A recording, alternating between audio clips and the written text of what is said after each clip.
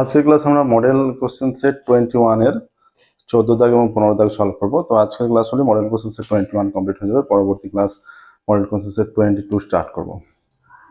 তোমাদের ম্যাথামেটিক্সের বই সম্পূর্ণ সলিউশন, প্রত্যেকটা চ্যাপ্টারের প্রত্যেকটা অনুশীলনী সলিউশন করা আছে আমাদের চ্যানেল প্লেলিস্ট থেকে, তোমরা সলিউশন দেখতে পারবে। তো এর পরবর্তী ক্ষেত্রে এবিডি টেস্ট পেপারের সলিউশন এবং পর্ষদের টেস্ট পেপারের সলিউশন আমরা করে দেবো।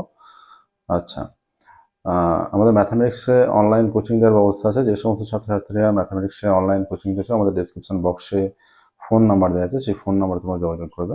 শুরু করছি আজকের ক্লাস। দেখো 14 দাগের 1 থেকে। 14 দাগের 1-এর প্রথম অঙ্ক যেটা দেওয়া আছে, গ্রামের আয়তাকার মাঠের দৈর্ঘ্য প্রস্থ 20 মিটার ও 15 মিটার।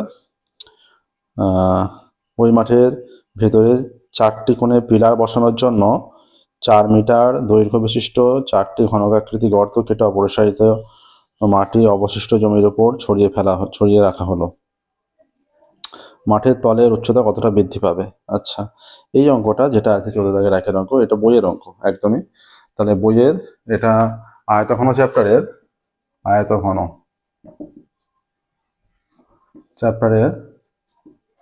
কোষে দেখি 4। আমাদের যেহেতু আয়তঘন চ্যাপ্টার সম্পূর্ণ সলিউশন করে দেওয়া আছে, আয়তঘন চ্যাপ্টারের যে কোষে দেখি 4 তার সমস্ত সলিউশন করে দেওয়া আছে, বড় কোশ্চেন ছোট কোশ্চেন সমস্ত। তো এটা 18 অঙ্ক, ঠিক আছে। কোষে দেখি 4 এর পেজ 75 এর 18 অঙ্ক, পেজ 75 এর 18 দাগের অঙ্ক। এখান থেকে তোমরা এর সলিউশনটা দেখে নিতে পারবে, ঠিক আছে। একই অঙ্ক দিয়েছে, বইয়ের এক্সাক্ট বইয়ের অঙ্ক। তাহলে এটা রিপিট আমরা সলভ করছি না, পরের দাগে যাচ্ছি। 14 দাগে 2-একটা।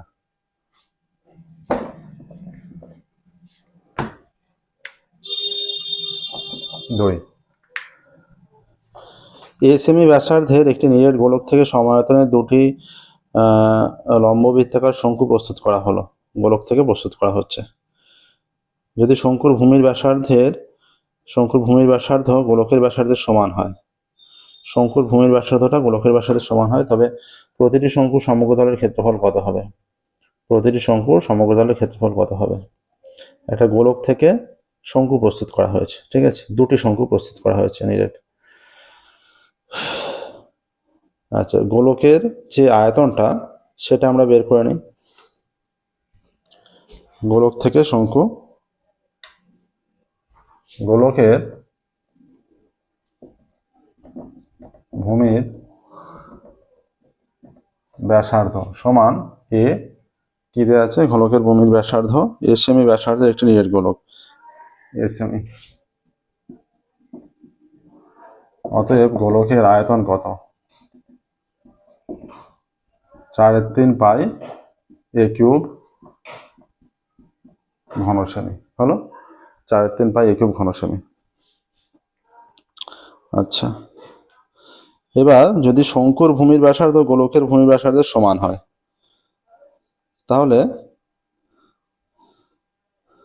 তাহলে শঙ্কুর ভূমির ব্যাসার্ধ কত? শঙ্কুর ব্যাসার্ধ সমান এ সেমি।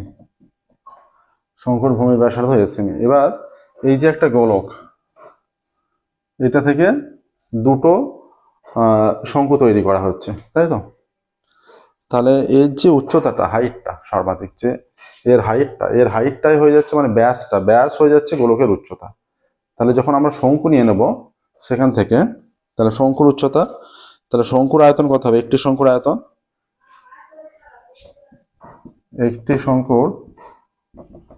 আয়তন সমান 1/3 পাই আর স্কোয়ার, মানে এ স্কোয়ার। হ্যাঁ, এইচ মানে এখানে কি হয়ে যাচ্ছে? এইচ মানে এখানে হয়ে যাচ্ছে, আচ্ছা এইটা আমরা এইচ নিচ্ছি। আর দুটি শঙ্কুর আয়তন, তাহলে 2 দিয়ে গুণ হয়ে যাবে, 2/3 পাই এ স্কোয়ার এইচ। শর্তানুসারে এর আয়তন সমান, তাহলে 2/3 pi A square H is equal to 4/3 pi A cube. 3 কেটে গেল, পাই কেটে গেল, এ স্কোয়ার আর এইটা কেটে এ হয়ে গেল, ঠিক আছে। বা এইচ সমান কত হচ্ছে? এইটা কেটে 2 হয়ে যাচ্ছে, তাই এইচ সমান 2a হয়ে যাচ্ছে, ঠিক আছে। আচ্ছা, এবার তাহলে শঙ্কুর ক্ষেত্রে অতএব শঙ্কুর তির্যক উচ্চতা, শঙ্কুর তির্যক উচ্চতা এল সমান কত? তির্যক উচ্চতা এল সমান হয়ে যাচ্ছে, তির্যক উচ্চতা এল সমান root over of r square, মানে এ স্কোয়ার প্লাস এই যে 2a তার স্কোয়ার সমান root over of A square plus 4a square সমান root over of 5a square সমান হয়ে যাচ্ছে √5a। এত সেমি কিন্তু এটা, হ্যাঁ, সেমি সেমি সেমি। ঠিক আছে, তাহলে শঙ্কুর সমগ্রতলের ক্ষেত্রফল চেয়েছে, শঙ্কুর প্রতিটি শঙ্কুর সমগ্রতলের ক্ষেত্রফল, অর্থাৎ শঙ্কুর সমগ্রতলের ক্ষেত্রফল, অতএব শঙ্কুর সমগ্রতলের ক্ষেত্রফল সমান পাই আর ইন্টু আর প্লাস এল, তাই তো, পাই আর ইন্টু আর প্লাস এল। তাহলে পাই আর, এখানে পাই আর এর মান এ, পাই এ ইন্টু আর প্লাস এল, আর এর মান এ প্লাস এল এর মান √5a, তাই তো, এত বর্গ সেমি, এত বর্গ সেমি হয়ে যাচ্ছে। ইজিক্যাল টু এটা থেকে যদি এ কমন নেওয়া হয় হয়ে যাচ্ছে পাই স্কোয়ার ইন্টু 1 প্লাস √5 এত বর্গ সেমি, পাই স্কোয়ার ইন্টু 1 প্লাস √5 বর্গ সেমি, তাই তো। তাহলে শঙ্কুর সমগ্রতলের ক্ষেত্রফল হচ্ছে পাই স্কোয়ার ইন্টু 1 প্লাস √5 বর্গ সেমি। এটা 2 এর হয়ে গেল। নেক্সট দেখো 3 এর।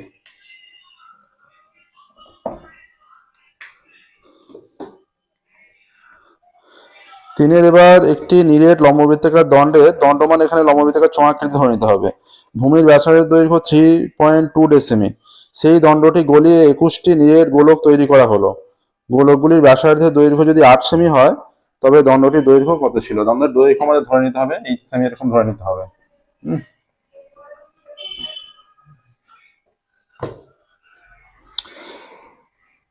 লম্ববৃত্তাকার দণ্ডের ভূমির ব্যাসার্ধ 3.2 ডেসিমি, বাকিগুলো কিন্তু সেমিতে আছে, ডেসিমিটাকে সেমিতে নিয়ে চলে যাচ্ছে।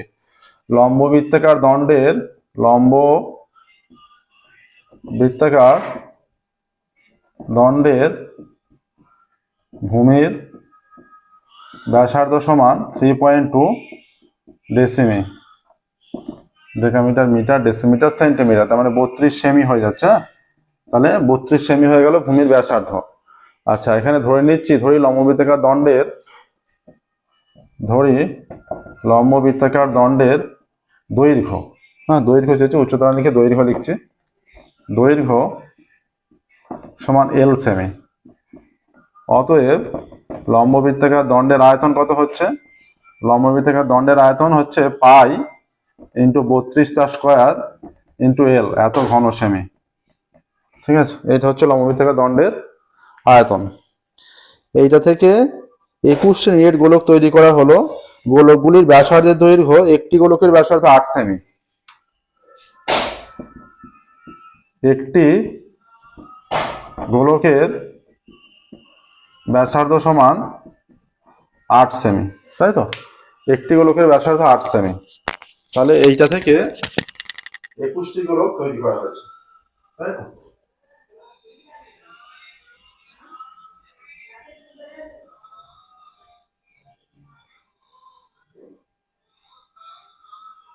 আসলে আমরা যত ভালো তৈরি দিয়েছি।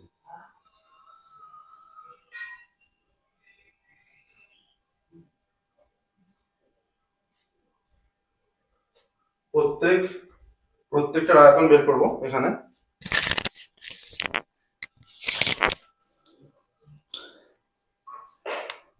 তাহলে একটি গোলকের আয়তন, তাই তো, 4/3 পাই আর কিউব, 4/3 পাই 8 কিউব ঘন সেমি। তাহলে 21টি গোলকের আয়তন কত? 21টি গোলকের আয়তন 21 ইন্টু 4/3 পাই 8 কিউব, একবারে 512 করে নিচ্ছে। এই দুটো আয়তন সমান, এখান থেকে এলটা বের করতে হবে। তাহলে শর্তানুসারে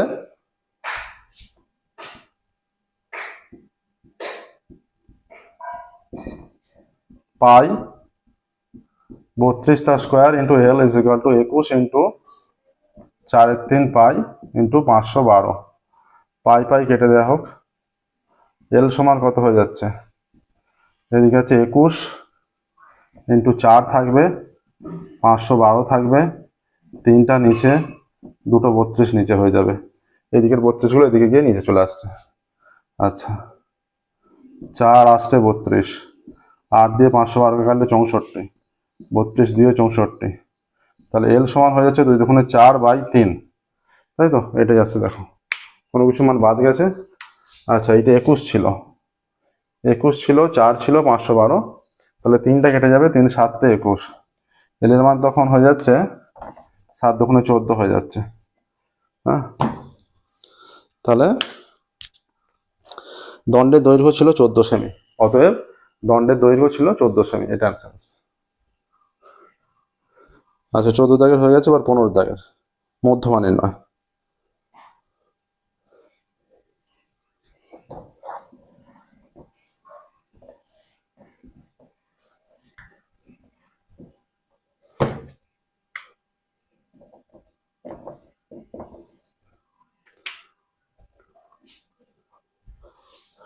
শ্রেণী সীমানা, ছাত্র সংখ্যা।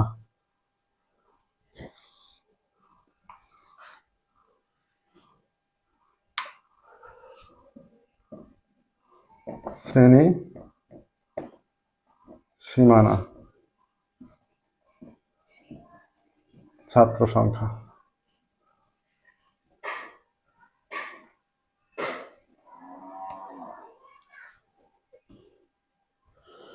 জিরো থেকে 10, 10 থেকে 20, এইভাবে চলতে চলতে 60 থেকে 70 পর্যন্ত।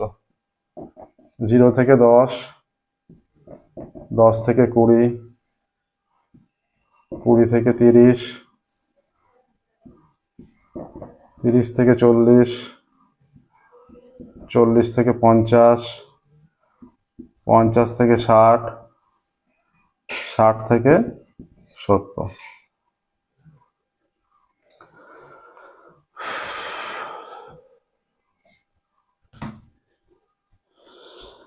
ছাত্র সংখ্যা আছে 4, 7, 10, 15, 10, 8, 5। 4, 7, 10, 15, 10, 8, 5, এটা আছে ছাত্র সংখ্যা। আচ্ছা, মধ্যমার জন্য কি xi চাই? মধ্যমার জন্য xi। আচ্ছা, এখানে ক্রমযৌগিক পরিসংখ্যা একটা নির্ণয় করো মধ্যমার জন্য। ক্রমযৌগিক পরিসংখ্যা।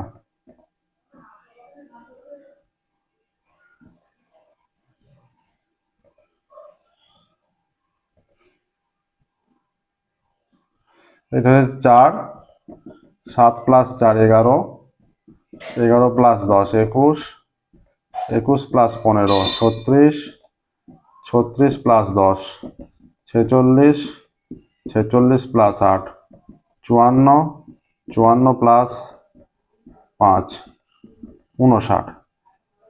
n is equal to summation of fi is equal to 59, তাহলে n/2 সমান 59/2, এটা এসে যাচ্ছে। ঠিক আছে, দেখো 4, 7, 10, 4, 7, 10, 15, 10, 8, 5, 10, 8, 5, 7 আর 4 11 আর 10 21 আর 15 36 আর 10 46 আর 8 46 আর 8 54, 46 প্লাস 8 54 আর 5 59। তাহলে মধ্যমা শ্রেণী কোনটা? এর অর্ধেকে চলে গেলে 29, 29-এর শ্রেণীটা পড়ছে এইটায় 30 থেকে 40, তাহলে মধ্যমা শ্রেণী, মধ্যমা শ্রেণী এই যে 30 থেকে 40 এইটা, তাহলে এখানে এল হয়ে যাচ্ছে 30। ঠিক আছে, n/2 এর মান লিখেছি। আচ্ছা, সিএফ কত? এর আগের শ্রেণীটা মানে 21, এর আগের সমষ্টি পর্যন্ত। এফ কত? এর ফ্রিকোয়েন্সি 15, আর এইচ কত? এইচ হয়ে যাচ্ছে 10। তাহলে মধ্যমা সমান এল প্লাস, এল এর মান 30 প্লাস n/2, এটা ইন্টু এইচ হয়, একবার এইচটা 10 বসিয়ে রাখছি, নিচে এফ হয় 15, n/2 হয়ে যাচ্ছে 59/2, n/2 মাইনাস সিএফ মানে 21 বাই এফ ইন্টু এইচ। তাহলে 5 3 15, 5 2 10, তাহলে 30 প্লাস নিচে 3, এটা 2 লসাগু করলে 59 মাইনাস 21 দুগুণে 42 ইন্টু 2, ঠিক আছে, এই দুইটা এখানে আছে মানে নিচে আছে, হ্যাঁ 30 প্লাস, আচ্ছা এটা কথা হচ্ছে 59 থেকে 42 বিয়োগ করলে 17, 17/2 ইন্টু 3টা 1-3 হয়ে যাবে ইন্টু 2, 2 কেটে যাচ্ছে সমান 30 প্লাস 17/3। ঠিক আছে, এইটা আসছে 30 প্লাস 17/3। 17/3 যদি ভাগটা করি 3 দিয়ে 17কে, 3 5 15, 2 দশমিকের জন্য 0, 3 6 18, মানে 6 6 চলতেই থাকছে, তার মানে 5.67 প্রায়, তাই তো। তাহলে এইটা plus 30 plus 5.67 is equal two 35.67 প্রায়। ঠিক আছে, মধ্যমা আসছে 35.67 প্রায়। এবার অ্যান্সারটা লিখে দেবে যে নির্ণয় মধ্যমা 35.67 প্রায়। ঠিক আছে, দেখো বস এইভাবে করতে হতো এটা। নেক্সট দেখো, এরপর ওজাই অঙ্কন করতে বলেছে। ওজাই অঙ্কন করে তার সাহায্যে আবার মধ্যমা নির্ণয়, দুই একটা ওজাইবের সাহায্যে আবার মধ্যমা নির্ণয়, আর তিনেরটা আছে আবার যৌগিক গড়।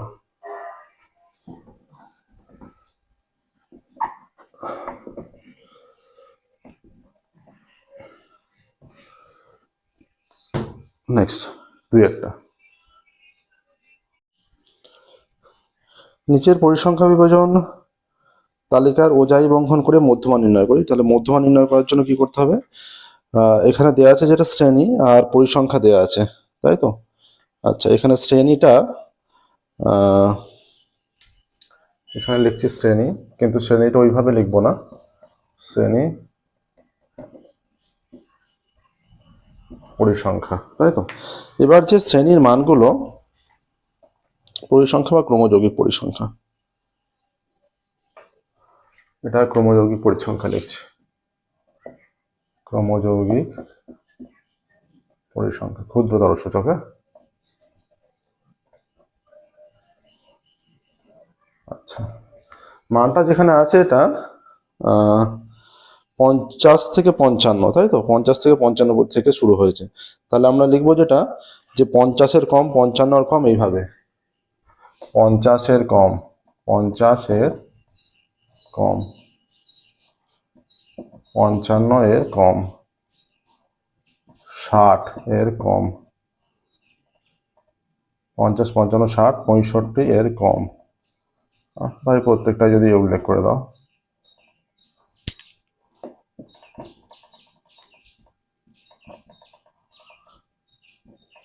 সত্তর-এর কম, 75-এর কম, 80-র কম। এবার দেখো কত থেকে আছে, 50 55 50 55 60 65 থেকে শুরু করে 85 পর্যন্ত হবে, 85-র কম। আচ্ছা 50-এর কম কোনো পদই নেই এখানে, জিরো হয়ে যাবে। 55-র কম, 0 থেকে 50 থেকে 55-এর মধ্যে দুটো পদ আছে, তার মানে 55-এর কম দুটো। ঠিক আছে, আচ্ছা 60-এর কম কটা হয়ে যাবে, 55 থেকে 60-এর মধ্যে 8টা, তাহলে আরো 2 প্লাস 8 10টা হয়ে যাবে। ঠিক আছে, আচ্ছা 60 থেকে 65-র মধ্যে আরো 12টা পদ আছে, আরো 12টা পদের সঙ্গে অ্যাড হবে। 65-র কম যখন হচ্ছে 10 প্লাস 12 22 হয়ে গেল। ঠিক আছে, আচ্ছা 65 থেকে 70-র মধ্যে যে পদগুলো আছে আবার যোগ হবে, 22 প্লাস 24, 22 প্লাস 24 সমান 26। আচ্ছা 70 থেকে 75-র মধ্যে আরো 34টা পদ আছে, 26 প্লাস 34, 6 4 10 না থেকে 1 3 থেকে 5 থেকে 6 60। আচ্ছা 75 থেকে 80-র মধ্যে আরো 16টা পদ, 60 প্লাস 16, 60 প্লাস 16 76। আর 80 থেকে 85-র মধ্যে আরো 4টে পদ, 76 প্লাস 4 সমান 80। ঠিক আছে, এবার এই যে ছকটা হলো এইরকম, এইখানটা যে 55 x অক্ষ 55 দিকে তো যাওয়া সম্ভব নয়, তাই এখানে এটা করলে মানে এই জায়গাটা ওই গ্যাপটা বোঝানো। ঠিক আছে, এবার পয়েন্টগুলো নেবো, যে ছক কাগজে ঠিক যেমন লেখা হয় সেইভাবে লিখবে, যে ছক কাগজের ক্ষুদ্রতম বর্গক্ষেত্রের প্রতি বাহুর দৈর্ঘ্য এক একক এবং y অক্ষ বরাবর ক্ষুদ্রতম বর্গক্ষেত্রে x অক্ষ বরাবর ক্ষুদ্রতম বর্গক্ষেত্রে একটা দেখে নেবে যেমন কেমন লেখা আছে ঠিক সেই অনুযায়ী লিখবে। ক্ষুদ্রতম বর্গক্ষেত্রের প্রতিবাহুর দৈর্ঘ্য 1 একক, y অক্ষ বরাবর ক্ষুদ্রতম বর্গক্ষেত্রের প্রতিবাহুর দৈর্ঘ্য 1 একক বলে এই বিন্দুগুলো স্থাপন করলাম। 50,0, 55,2, 60,10, 65,22, 70, প্রত্যেকটি ফার্স্ট ব্র্যাকেটের মধ্যে এই বিন্দুগুলি স্থাপন করলাম। স্থাপন করে পৃথক পৃথকভাবে যোগ করে আমরা ক্ষুদ্রতর সূচক উজাই পেলাম। ঠিক আছে। আচ্ছা, আমরা মোটামুটি একটা, এটা তো আমাদের গ্যাপ পেপার নয়, মোটামুটি একটা অঙ্কন করছি। আচ্ছা, এখানটা মনে করো 50, 50, 55, 60, 65, 70, 75, 80, 85, 90। ঠিক আছে। এখানটা মনে করো 50, এটা 55, 60, 65, 70, 75, 80, 85, 90। আচ্ছা, এই দিকটাও একইভাবে নেবে 5 5 করে। এখানটা মনে করো 5, এটা 10, এটা 15, কত পর্যন্ত আছে হাইয়েস্ট? 5, 10, 15, আর একটু ছোট ছোট করে মানগুলো নিলে ভালো হয়। 80 পর্যন্ত মান আছে, নাহলে এ হবে না। 15, 20, 25, 30, এইভাবে মানগুলো নেবে। 35, ছোট ছোট করে।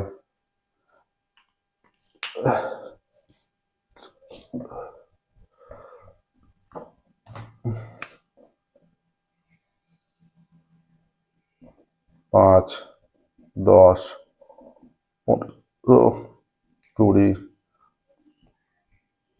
30, 35, 40, 45, 50, 55, 60, 65, 70, 75, 80। ঠিক আছে।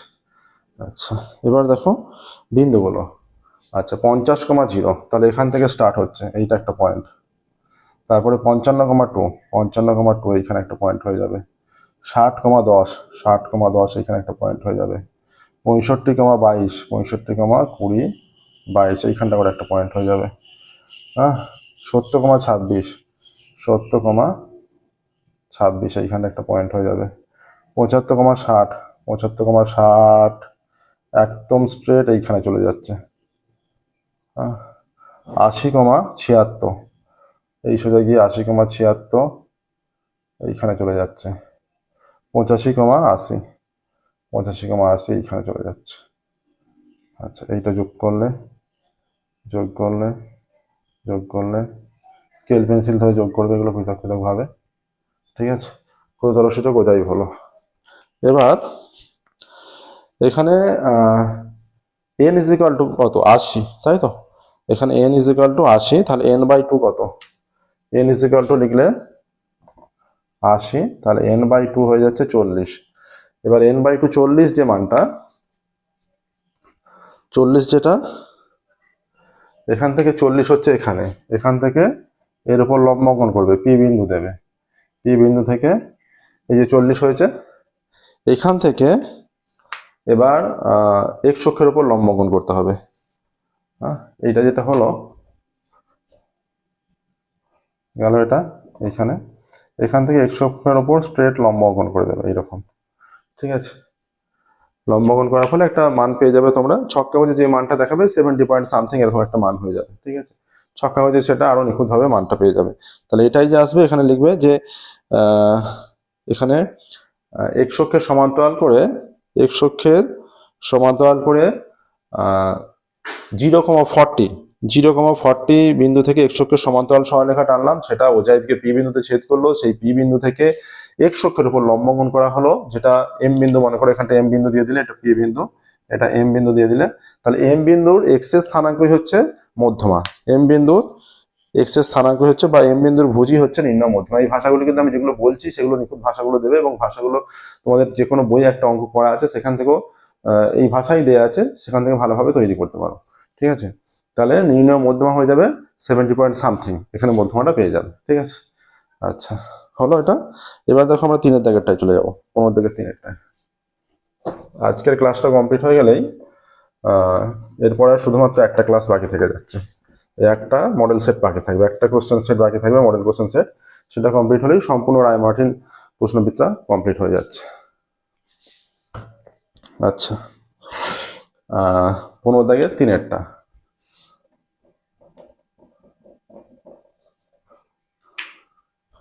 15-3 এখানে বলেছে নিচের পরিসংখ্যা থেকে যৌগিক গড় নির্ণয় করি। আচ্ছা, যৌগিক গড় যেটা আছে 20, 29 শ্রেণী সীমানা দেওয়া আছে। আচ্ছা, এটা শ্রেণী সীমানা না, শ্রেণী সীমা হবে, কারণ শ্রেণীর সীমানা যখন থাকে একটা শেষের সঙ্গে অন্যটার শুরুটা একই থাকে, কিন্তু 20 থেকে 29 আবার 30 থেকে শুরু হয়েছে, এটা ভুল দেওয়া আছে, শ্রেণী সীমা হবে, শ্রেণী সীমা আর পরিসংখ্যা। আচ্ছা, এখানে 15-3 যে অঙ্কটা আছে এটা তোমাদের বইয়ে দেখবে পেজ নাম্বার 338, তোমাদের বইয়ের রাশিবিজ্ঞানের পেজ, ম্যাথামেটিক্স বইয়ের পেজ 338-এ চলে যাবে রাশিবিজ্ঞানের। হ্যাঁ, প্রয়োগ নাম্বার কত, এটা বইয়ে করে দেওয়া আছে, সলিউশনটা করে দেওয়া আছে। এই যে অঙ্কটা দিয়েছে এখানে, সেই অঙ্কটা বইয়ে প্রয়োগে করে দেওয়া আছে, প্রয়োগ নাম্বার 11। একদম একই অঙ্ক, সেম টু সেম, পুরোপুরি কোনো এদিক ওদিক নেই। ঠিক আছে, এটা করে দেওয়া আছে, এখান থেকে তোমরা সলিউশনটা দেখতে পারবে। ঠিক আছে, আচ্ছা, এখান থেকে তোমরা অ্যান্সারটা পেয়ে যাবে। তো তাহলে মডেল কোশ্চেন সেট 21 সম্পূর্ণ কমপ্লিট হলো। আজকের ক্লাস আমরা এখানেই স্টপ করবো। ফিরবো পরবর্তী ক্লাসে লাস্ট মডেল কোশ্চেন সেট যেটা আছে, মডেল কোশ্চেন 22 এর সলিউশন শুরু করবো। ঠিক আছে, আজকের মধ্যে এখানে স্টপ করছি। আমাদের ম্যাথামেটিক্স অনলাইন কোচিং এর ব্যবস্থা আছে, যে সমস্ত ছাত্রছাত্রী ম্যাথামেটিক্স অনলাইন কোচিং হচ্ছে, আমাদের ডিসক্রিপশন বক্সে ফোন নাম্বার দেওয়া আছে, সেই ফোন নাম্বারে তোমরা যোগাযোগ করবে। এর মধ্যে এখানে স্টপ করছি। Thank you everyone.